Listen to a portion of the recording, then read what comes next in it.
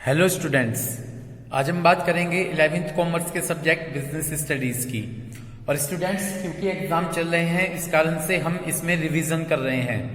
हम जिस चैप्टर का रिवीजन कर रहे हैं वो चैप्टर है इंटरनल ट्रेड। तो आज हम इंटरनल ट्रेड चैप्टर के जिस टॉपिक को डिस्कस करेंगे वो टॉपिक होगा मेल ऑर्डर रिटेलिंग। क्या होगा? Mail order retailing. Mail order retailing क्या होगा? जिसमें जो सेलर होगा वो प्रोस्पेक्टिव बायर का मतलब जिसका गुड्स खरीदने में इंटरेस्ट है। तो जो सेलर होगा उस प्रोस्पेक्टिव बायर के साथ वो कांटेक्ट करेगा एडवर्टाइजिंग के थ्रू और मेल पब्लिसिटी के थ्रू। तो मेल ऑर्डर रिटेलिंग में क्या होगा? जो सेलर होगा वो कांटेक्ट करेगा बायर के साथ, प्रोस्पेक्टिव बायर के साथ। प्रोस्पेक्टिव या पोटेंशियल कह सकते हैं। पोटेंशियल बायर वो होगा जो बायर सामान खरीदने में इंटरेस्ट रखता है। तो मेल ऑर्डर रिटेलिंग के अंदर जो सेलर होगा वो बायर के साथ कांटेक्ट करेगा। किसके थ्रू? एडवर्टाइजमेंट के थ्रू और मेल पब्लिसिटी के थ्रू। एडवर्टाइजमेंट के थ्रू और मेल पब्लिसिटी के थ्रू। बाय सेंडिंग जो सेलर है वो बायर को circular, catalogues, price list, sample, booklets ये सभी भेजेगा। इन सब को भेजकर वो बायर के साथ कांटेक्ट में रहता है। सेलर बायर को प्राइस लिस्ट भेजेगा कि ये प्रोडक्ट्स हैं, इनके प्राइस हैं।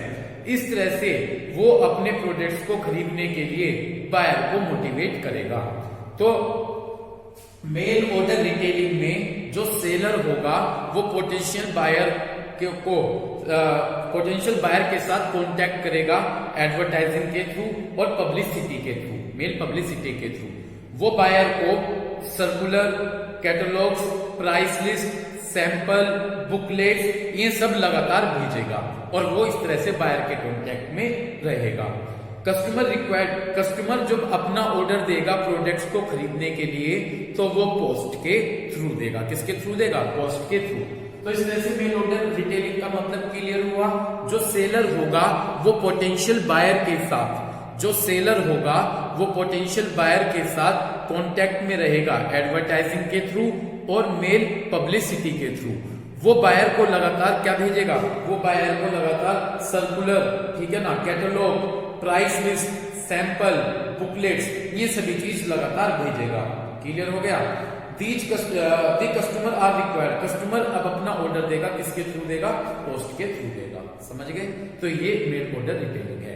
मेल ऑर्डर रिटेलिंग में ये कहा गया this type of arrangement is called shopping by post by customer. इसे इस तरह के अरेंजमेंट को कहा जाता है कि कस्टमर अपना जो सामान खरीदेगा वो पोस्ट के थ्रू खरीदेगा और जो सेलर है वो जो अपना ऑर्डर देगा वो पोस्ट के थ्रू देगा। इसलिए मेल ऑर्डर रिटेलिंग को ये कहा गया कि shopping arrangement is called shopping by post by customer. कि कस्टमर किसके थ्रू खरीदेगा? शॉपिंग के थ्रू, पोस्ट के थ्रू खरीदेगा और जो सेलर होगा वो सामान किसके थ्रू भेजेगा? पोस्ट के थ्रू भेजेगा। तो this type of arrangement is called shopping by post by customer.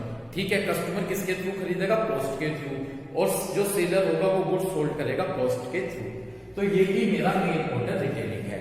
तो मेल ऑर्डर रिटेलिंग में जो सेलर होगा वो पोटेंशियल बायर के साथ कांटेक्ट में रहेगा। क्या सेंड करके? किसके थ्रू? एडवर्टाइजिंग के थ्रू और मेल पब्लिसिटी के थ्रू। दोबारा से सुने, मेल ऑर्डर रिटेलिंग में जो सेलर होगा वो पोटेंशियल बायर के साथ कांटेक्ट में रहेगा एडवर्टाइजिंग के थ्रू और मेल पब्लिसिटी के थ्रू। वो कस्टमर को लगातार भेजेगा कैटलॉग, प्राइस लिस्ट, सैंपल, ठीक है ना, बुकलेट्स ये लगातार भेजेगा ताकि वो बायर के साथ कांटेक्ट में रहे। जब बायर अगर कोई प्रोडक्ट खरीदना चाहेगा तो पोस्ट के थ्रू खरीदेगा। तो इस अरेंजमेंट को हम कह सकते हैं शॉपिंग बाय पोस्ट, कि जो बायर अपनी शॉपिंग करेगा वो पोस्ट के थ्रू करेगा और जो सेलर अपना सामान बेचेगा वो पोस्ट के थ्रू बेचेगा। इतनी बात क्लियर हो गई? तो जो सेलर अपना सामान बेचेगा किसके थ्रू बेचेगा? पोस्ट के थ्रू बेचेगा। ठीक, अब हमारा नेक्स्ट टॉपिक है मेल ऑर्डर रिटेलिंग की क्या मेरिट्स हैं। मेल ऑर्डर रिटेलिंग की क्या मेरिट्स हैं? फर्स्ट मेरिट्स हैं लिमिटेड कैपिटल। क्योंकि हम रिवीजन कर रहे हैं इसलिए मैं इसे क्विकली लेकर चलूं, तेजी के साथ लेकर चलूं। पहले मैंने इस टॉपिक को आपको पढ़ा दिया है लेकिन अब मैं रिवीजन करा रहा हूं। ठीक है, next merits of mail order retailing. First is limited capital. Mail order retailing में कम कैपिटल की जरूरत होगी, क्योंकि यहाँ ना तो हमें शॉप लेने की जरूरत है, ना हमें शॉप पर गुड्स को डिस्प्ले करना है, ना हमें स्टॉक रखना है, तो यहाँ पर हमें लिमिटेड कैपिटल की जरूरत होगी। तो मेल ऑर्डर रिटेलिंग का फर्स्ट मेरिट्स क्या है? Limited capital. मेल ऑर्डर के केस में हमें, ठीक है ना, हमें ना तो शोरूम मेंटेन करने की जरूरत होती है। इस तरह के मेल ऑर्डर रिटेलिंग में हमें ना तो शोरूम या शॉप लेने की जरूरत होती है, ना हमें शॉप में, तो इस तरह से हमें शॉप में कोई इन्वेस्टमेंट नहीं करना है, हमें स्टॉक अपने पास नहीं रखना है, तो इस तरह से यहाँ पर लिमिटेड कैपिटल की जरूरत होगी। तो मेल ऑर्डर रिटेलिंग का फर्स्ट मेरिट्स क्या है? फर्स्ट मेरिट्स है लिमिटेड कैपिटल, जिसमें बताया गया कि मेल ऑर्डर रिटेलिंग में हमें शॉप की रिक्वायरमेंट नहीं होगी, तो जब हमें शॉप की जरूरत नहीं होगी, हमें शॉप में पैसा इन्वेस्ट करने की जरूरत नहीं है। इतनी बात क्लियर हो गई। उसके बाद बताया गया कि ना हमें स्टॉक रखना है, ना हमें स्टॉक को डिस्प्ले करना है, तो इसलिए हमें यहाँ पर लिमिटेड कैपिटल की जरूरत होगी। रिटेलिंग मेल ऑर्डर रिटेलिंग की सेकंड मेरिट्स है कन्वीनियंस, है ना। Shopping become very easy and convenient through mail order. Mail order के थ्रू शॉपिंग करना बहुत इजी है। Customer can make purchase from, customer अपने घर से ही बैठे परचेज कर सकता है। He need not waste time and money, उसे मार्केट में जाकर अपने टाइम और मनी को वेस्ट करने की जरूरत नहीं है। तो मेल ऑर्डर रिटेलिंग में ये कस्टमर के लिए बहुत ज्यादा कन्वीनियंट है, क्योंकि कस्टमर घर बैठे आसानी से शॉपिंग कर सकता है। उसे ना तो मार्केट में जाकर टाइम वेस्ट करने की जरूरत होगी। ठीक है, तो ये मेल ऑर्डर रिटेलिंग का सेकंड मेरिट्स है। फर्स्ट मेरिट्स क्या बताया था? लिमिटेड कैपिटल की। मेल ऑर्डर रिटेलिंग में लिमिटेड कैपिटल इन्वेस्ट होती है, क्योंकि ना तो शॉप की जरूरत है, ना हमें ज्यादा स्टॉक मेंटेन करना पड़ता, तो मेल ऑर्डर रिटेलिंग में कम इन्वेस्टमेंट की जरूरत होगी। सेकंड मेल ऑर्डर रिटेलिंग का सेकंड मेरिट्स है कि कन्वीनियंस है। ये बहुत आरामदायक है कस्टमर के लिए, क्योंकि कस्टमर घर पर बैठे ही शॉपिंग कर सकता है, उसे मार्केट में जाकर टाइम को वेस्ट करने की जरूरत नहीं है। मेल ऑर्डर रिटेलिंग की थर्ड मेरिट्स है wider market. This seller can reach a large number of customer located in different parts of country. जो सेलर होता है वो कंट्री के डिफरेंट कॉर्नर में फैले हुए कस्टमर के साथ कांटेक्ट कर सकता है। क्या भेजकर? By sending catalogue list. Catalogue और लिस्ट भेजकर वो कस्टमर के साथ कांटेक्ट में रह सकता है। To those customer by post, ये सब चीजें वो पोस्ट के थ्रू भेज देगा। तो जो सेलर होता है वो कंट्री के डिफरेंट कॉर्नर में जो भी कस्टमर हैं उनको पोस्ट के थ्रू कैटलॉग और लिस्ट भेज देता है। इस तरह से यहाँ पर कोई ज्योग्राफिकल लोकेशन की बाउंडेशन नहीं होती। तो इसमें मेल ऑर्डर बिजनेस में वाइड मार्केट होती है। ठीक है, क्या होगी? Wide market. समझ गए क्यों होगी वाइड मार्केट? क्योंकि जो सेलर होगा वो कंट्री के डिफरेंट कॉर्नर में जितने भी क्या होंगे, जितने भी कस्टमर होंगे उन सबको पोस्ट के थ्रू कैटलॉग और प्राइस लिस्ट सेंड कर देता है। तो यहाँ पर एरिया की कोई ज्योग्राफिकल बाउंडेशन नहीं होती, एरिया की कोई ज्योग्राफिकल लिमिटेशन नहीं होती। ठीक है जी। Next, no bad debts. Basically जो मेल ऑर्डर रिटेलिंग है इसमें जो गुड्स सोल्ड किया जाता है वो वीपीपी यानी वैल्यू पेबल कॉस्ट के थ्रू सोल्ड किया जाता है। ठीक है, मेल ऑर्डर रिटेलिंग में जो भी सामान बेचा जाता है वो वीपीपी के थ्रू बेचा जाता है। तो यहाँ पर ये मान लीजिए बस ये कैश आपने जो सामान बेचा वो कैश बेच दिया गया, तो यहाँ पर आपके बैड डेट्स होने के कोई चांस नहीं रहते। तो नो बैड डेट्स, क्योंकि जो मेल ऑर्डर रिटेलिंग है इसमें जो सामान आप सेंड करेंगे वो वीपीपी वैल्यू पेबल पोस्ट के थ्रू करेंगे, और ये मान लिया जाएगा कि बस आपने कैश सेल की है। क्या कर दी है? आपने कैश सेल कर दी है, तो यहाँ पर बैड डेट्स का कोई चांस नहीं होता। Next, elimination of middleman. Under manufacturing type और departmental type mail order house the middleman can be avoided. Mail order में मिडिलमैन को अवॉइड कर दिया जाता है। ठीक है ना, जब मिडिलमैन को अवॉइड कर दिया जाएगा तो यहाँ पर कॉस्ट कम आएगी।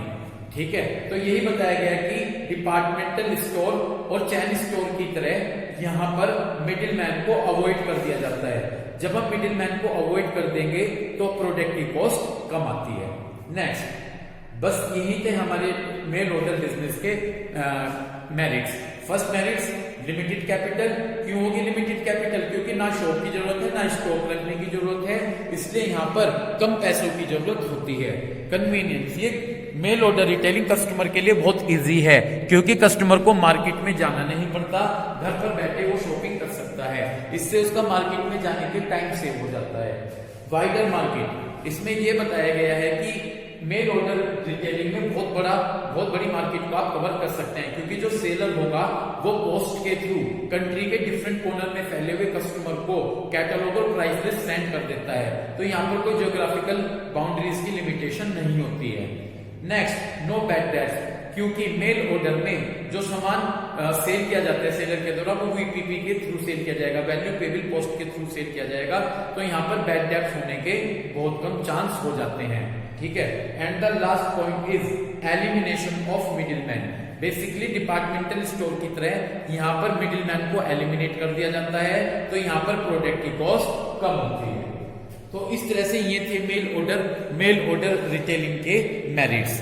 अब मैं बात करूंगा मेल ऑर्डर रिटेलिंग की डीमेरिट्स के बारे में। देखिए ध्यान से सुनिएगा।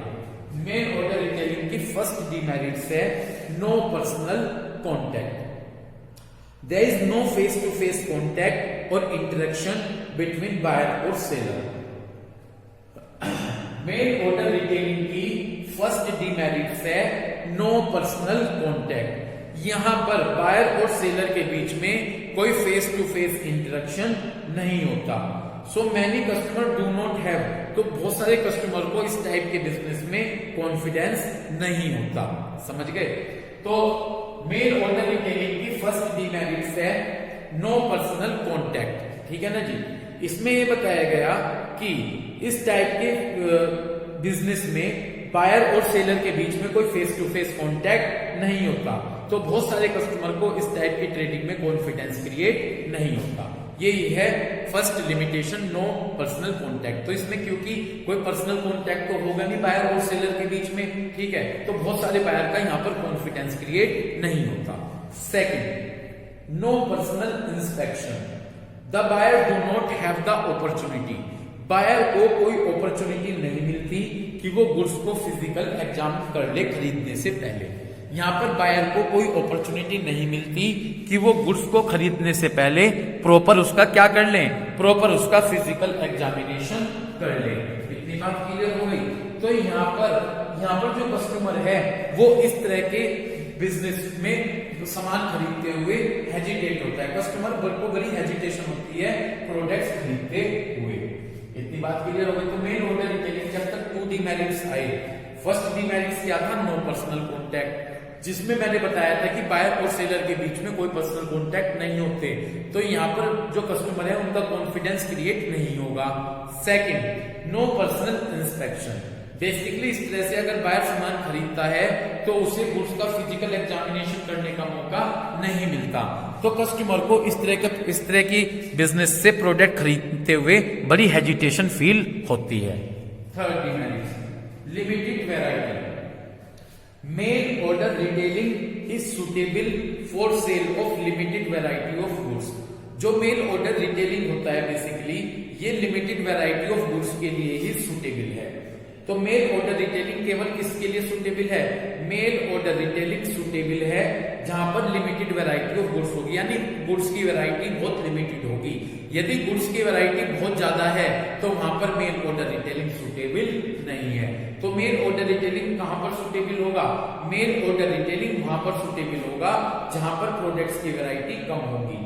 बल्कि आइटम्स, बल्कि का मतलब काफी हैवी आइटम्स, पेरिशेबल का मतलब जो सामान जल्दी खराब हो जाए, और ऐसे आइटम जहां पर प्रोडक्ट्स में डेमो की जरूरत है वहां पर मेल ऑर्डर बिजनेस सुटेबल नहीं है। तो मेल ऑर्डर बिजनेस कहां पर सुटेबल है, मेल ऑर्डर बिजनेस वहां पर सुटेबल है जहां पर लिमिटेड वैरायटी होंगी। यदि लिमिटेड वैरायटी नहीं है बल्कि आइटम्स हैं, पेरिशेबल आइटम जो जल्दी सामान खराब हो जाए, ठीक है ना जी, और ऐसा प्रोडक्ट जिसमें डेमो की जरूरत है वहां पर ये मेल ऑर्डर रिटेलिंग सुटेबल नहीं है। Next demerit, suitable for educated customer only. जो मेल ऑर्डर रिटेलिंग है वे केवल एजुकेटेड पढ़े लिखे लोगों के लिए सुटेबल है। मेल ऑर्डर जो रिटेलिंग है वो केवल उन कस्टमर के लिए सुटेबल है जो रीड और राइट जो पढ़ना भी जानते हैं और लिखना भी जानते हैं। India very large number of peoples are uneducated. India में बहुत सारे लोग अनएजुकेटेड हैं, ठीक है। तो यहाँ पर इंडिया में इस तरह की रिटेलिंग का कोई ज्यादा स्कोप नहीं है। क्लियर है? तो क्या डिमेरिट्स है? Suitable for educated customer only. Mail order retailing केवल उन्हीं के लिए सुटेबल है जो कस्टमर एजुकेटेड होते हैं, जो रीड पढ़ना भी जानते हैं और लिखना भी जानते हैं। इतनी बात समझ में आ गई? ऐसे लेकिन इंडिया में आप करें, इंडिया में बहुत सारे लोग अनएजुकेटेड हैं, तो इंडिया में इस तरह की बिजनेस का कोई स्कोप, ज्यादा स्कोप नहीं है। तो थर्ड में लिमिटेड वैरायटी में तो क्या बताया था कि मेल ऑर्डर रिटेलिंग वहां पर सुटेबल है जहां पर लिमिटेड वैरायटी से रिलेटेड प्रोडक्ट्स है। यदि बल्कि आइटम, ठीक है ना, पेरिशेबल आइटम, और यदि बात करें ऐसे प्रोडक्ट्स की जहां पर डेमो की जरूरत है, वहां पर ये सुटेबल नहीं है। और suitable for educated customer only, ये केवल उन लोगों के लिए सुटेबल है जो एजुकेटेड है, जो रीड पढ़ना भी जानते हैं और लिखना भी जानते हैं। लेकिन इंडिया में बहुत लोग अनएजुकेटेड है, तो इंडिया में इस तरह की रिटेलिंग का ज्यादा स्कोप नहीं है। Next, postal delay. Next demerits क्या है? Postal delay. Mail order retailing rate बहुत ज्यादा डिपेंड करती है पोस्टल डिपार्टमेंट पर। मेल ऑर्डर रिटेलिंग बहुत ज्यादा डिपेंड करती है किस पर? पोस्टल डिपार्टमेंट पर। यदि और पोस्ट में डिले, देरी भी हो सकती है और रास्ते में हो सकता है कि सामान खराब भी हो जाए, ठीक है। तो पोस्टल, ये डिमेरिट्स है कि जो ये मेल ऑर्डर रिटेलिंग है, ये बेसिकली पोस्टल डिपार्टमेंट पर बहुत ज्यादा डिपेंड करती है। यदि पोस्ट डिले हो गया है, रास्ते में डैमेज ऑफ गुड्स खराब हो गया, इन चीजों के भी बहुत ज्यादा चांस रहते हैं। इतनी बात क्लियर हो गई? तो पोस्टल डिले में यही बताया गया है कि जो मेल ऑर्डर रिटेलिंग है पोस्टल डिपार्टमेंट पर बहुत ज्यादा डिपेंड करती है। और यदि पोस्ट डिले हो गए, पोस्ट डिले भी हो सकता है और हो सकता है गुड्स रास्ते में खराब भी हो जाए, इन चीजों के भी रिस्क रहते हैं।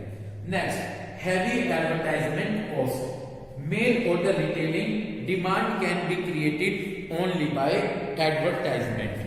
मेल ऑर्डर रिटेलिंग में जो प्रोडक्ट्स की डिमांड क्रिएट की जाती है वो बेसिकली एडवर्टाइजमेंट करके क्रिएट की जाती है, और इसलिए आपको एडवर्टाइजमेंट पर बहुत ज्यादा एक्सपेंस करना पड़ता है।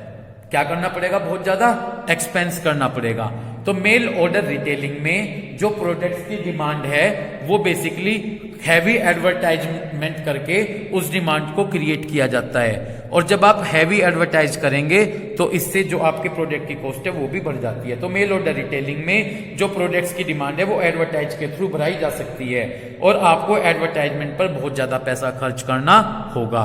इतनी बात क्लियर हो गई? और लास्ट पॉइंट्स है, लास्ट हमारी डिमेरिट्स है मेल ऑर्डर रिटेलिंग की, चांस ऑफ चीटिंग। यदि डिसऑनेस्ट ट्रेडर है, डिसऑनेस्ट को बेईमान, यदि बेईमान बिजनेसमैन है तो वो कस्टमर को चीट करता है मेल ऑर्डर रिटेलिंग के थ्रू। यदि डिसऑनेस्ट बिजनेसमैन है, यदि क्या है, यदि डिसऑनेस्ट बिजनेसमैन है वो कस्टमर को चीट करता है, वो कस्टमर से ऑर्डर एडवांस पैसा तो ले लेगा लेकिन उसका सामान सप्लाई नहीं करेगा। तो देखिए लास्ट दो क्या चीज बताई मेल ऑर्डर रिटेलिंग की डिमेरिट्स की। इसमें बताया गया है एक तो यहाँ पर आपको बहुत ज्यादा एडवर्टाइजिंग करनी होगी। जब आप ज्यादा एडवर्टाइजिंग करेंगे तो ही आप अपनी प्रोडक्ट्स की डिमांड को क्रिएट कर सकते हैं, ठीक है। तो यहाँ पर एडवर्टाइजिंग पे हैवी एक्सपेंस होता है। और यदि कस्टमर जो बिजनेसमैन है वो डिसऑनेस्ट है तो वो कस्टमर को चीट कर देगा, वो एडवांस पैसा तो ले लेगा, ठीक है, वो क्या ले लेगा, वो एडवांस पैसा तो ले लेगा लेकिन बदले में गुड्स की सप्लाई नहीं करेगा। तो इस तरह से ये भी डर बना रहता है। तो इस तरह से हमने मेल ऑर्डर रिटेलिंग का कंसेप्ट, मेरिट्स और डिमेरिट्स स्टडी की। अब हम नेक्स्ट टॉपिक पर आते हैं। नेक्स्ट टॉपिक है automatic vending machine.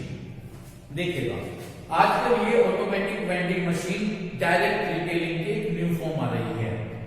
Automatic vending machine direct retailing की एक न्यू फॉर्म आ रही है, ठीक है। बेसिकली ऑटोमेटिक वेंडिंग मशीन होती है, मशीन्स होती हैं, ये बेसिकली कॉइन और टोकन पर बेस करती हैं। तो आजकल डायरेक्ट रिटेलिंग की एक न्यू फॉर्म आई है ऑटोमेटिक वेंडिंग मशीन। ये मशीन कॉइन और टोकन पर बेस करते हैं। एक पर्सन को क्या करेगा, इस मशीन में टोकन या कॉइन इंसर्ट करेगा और जितनी भी पर्टिकुलर गुड्स की क्वांटिटी उसे चाहिए वो क्वांटिटी उसे मशीन से मिल जाएगी। क्लियर है? तो यही ऑटोमेटिक वेंडिंग मशीन है जो कि डायरेक्ट रिटेलिंग की एक न्यू फॉर्म है। इतनी बात क्लियर हो गई। ये जो मशीन होती है, ये मशीन कॉइन और टोकन पर बेस करती है। किस पर बेस करेगी? कॉइन और टोकन पर बेस करती है।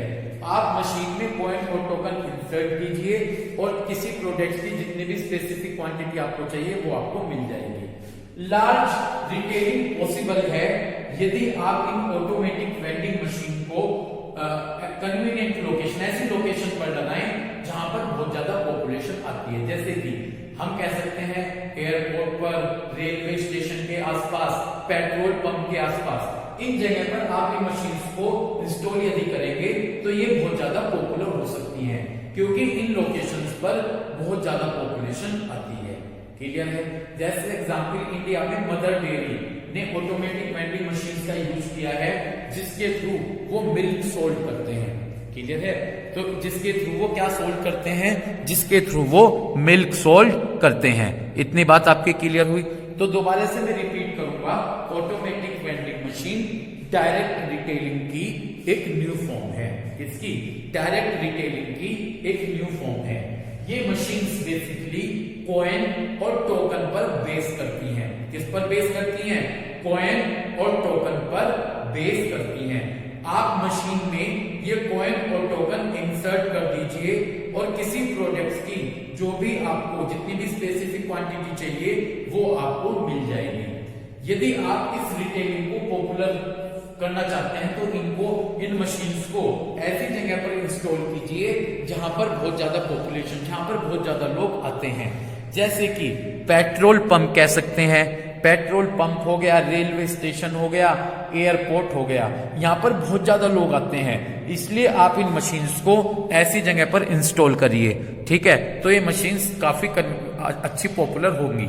ठीक है? इसका एक एग्जाम्पल मैंने आपको बताया, जैसे कि इंडिया में जो मदर डेयरी हैं उन्होंने ऑटोमेटिक वेंडिंग मशीन इंस्टॉल की है जिसके थ्रू वो इंडिया में मिल्क सोल्ड कर रही हैं। जिसके थ्रू इंडिया में क्या सोल्ड कर रही हैं? जिसके थ्रू वो इंडिया में मिल्क सोल्ड कर रही हैं। अब हम बात करेंगे ऑटोमेटिक वेंडिंग मशीन की मेरिट्स की। ऑटोमेटिक वेंडिंग मशीन की फर्स्ट मेरिट्स बताई गई है, buying round the clock is possible. Buying round the clock is possible. अब आप कभी भी दिन में या रात में पॉसिबल हो गया है कि यदि आपको गुड्स चाहिए तो इन मशीन का यूज करके आप उस गुड्स को खरीद सकते हैं। कोई भी टाइम हो तो buying round the clock is possible. किसी भी टाइम आप उन गुड्स को प्राप्त कर सकते हैं। Customer get fresh supply of goods with uniform weight and quality. ठीक है? यदि आप ऑटोमेटिक वेंडिंग मशीन से सामान खरीद रहे हैं तो बिल्कुल आपको फ्रेश गुड्स मिलेगा और एक समान वेट और क्वालिटी का मिलेगा। जितना वेट आपने लिया उतना ही वेट आपको मिलेगा और क्वालिटी भी आपको उसमें अच्छी मिलेगी। Third, no requirement. अब सेल्समैन की कोई जरूरत नहीं है। आपको सामान की जरूरत है, जाइए ऑटोमेटिक वेंडिंग मशीन का यूज कीजिए, सामान ले लीजिए। तो 3 मेरिट्स बताई। पहला, अब आप किसी भी टाइम गुड्स खरीद सकते हैं, ये पॉसिबल हो गया है। सेकंड, कस्टमर को फ्रेश गुड्स मिलेगा, एक समान वेट और क्वालिटी का मिलेगा। सेल्समैन की कोई रिक्वायरमेंट नहीं होगी। वेंडिंग मशीन की क्या डीमेरिट्स हैं? फर्स्ट डीमेरिट्स है, initial investment to install the machine is quite high. यदि आप स्टार्टिंग में इन मशीन्स को इंस्टॉल करते हैं तो स्टार्टिंग में इन मशीन्स को इंस्टॉल करने की कॉस्ट बहुत ज्यादा हाई है। तो यही ड्रॉबैक है ऑटोमेटिक वेंडिंग मशीन का। यदि आप इन मशीन्स को इंस्टॉल करने जा रहे हैं तो जब आप स्टार्टिंग में इंस्टॉल करेंगे तो इनको इंस्टॉल करने की कॉस्ट बहुत ज्यादा हाई होगी। इतनी बात क्लियर हो गई? ठीक है। सेकंड डीमेरिट्स क्या बताई गई है? मशीन रिक्वायर रेगुलर रिपेयर और मेंटेनेंस। जब आपने एक बार मशीन इंस्टॉल कर ली, इंस्टॉल करने के बाद आपको रेगुलर इन मशीन्स की रिपेयर करानी होगी। कुछ ना कुछ प्रॉब्लम आती रहेंगी और जब वो प्रॉब्लम आएंगी तो आपको इन मशीन्स को रिपेयर कराना होगा। थर्ड, जो कॉइन्स होंगे वो एग्जैक्ट साइज और शेप के चाहिए इस मशीन को चलाने के लिए।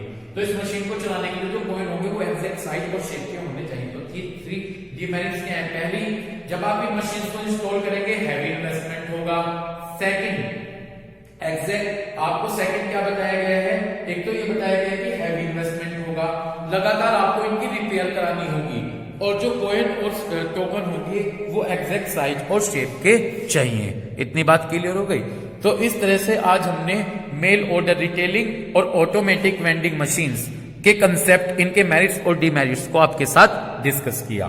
Thank you.